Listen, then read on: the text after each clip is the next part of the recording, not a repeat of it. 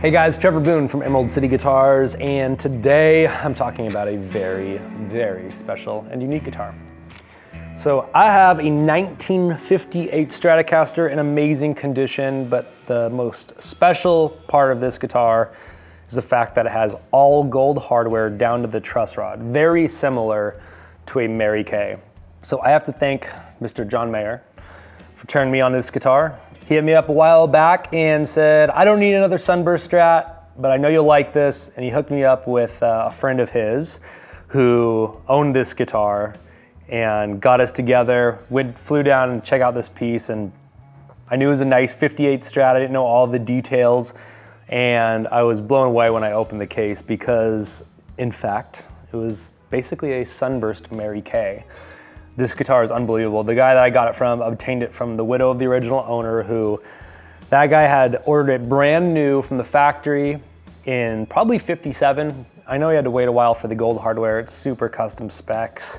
That was a custom order feature at the time, and he got the guitar, he cared for it very much. He's got the cable, some old strings, the strap, his name's on the strap, and there's a piece of a t-shirt that his wife said that he kept in the case just to kind of clean the guitar, and he played it his whole life. The guitar is in remarkable shape though. The neck still is like shiny and glossy, and the gold hardware is in really good shape.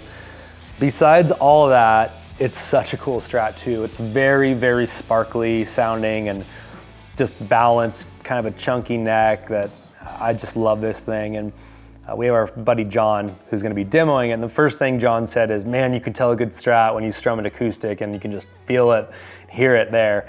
And that's totally true. This thing just acoustically is loud and vibrant. I love this instrument. Obviously it's got some cool provenance. I love this story just from who turned me on to it, to the guy that I got it from, to, you know, the cat that I picked it up from. He's an acoustic player. He's got an amazing acoustic collection, super cool guy. And this is just kind of a keepsake for him, kind of like a big bar of gold in the closet. And he had it for a number of years, but it was time to pass it on. And so flew down and flew it back home to Seattle. And I love this guitar. We keep it behind velvet rope, and it's just a super special piece. We had a Mary Kaye down here that's all gold hardware with that cool translucent finish. And if you keep track of those go for 95, 100, 120 grand, even more sometimes. So this is by no means an affordable guitar. It's a very, very pricey instrument, but for half the price, you basically get a Mary Kaye and sunburst finish, which to me there's something really cool about that. I mean, this cat was definitely the coolest cowboy on the block, and you can tell he just cherished this guitar.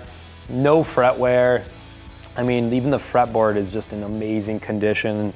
It's got a couple little dings around the body where you could tell maybe it hit his buckle and, you know, a ring here or there, but it's in fabulous condition.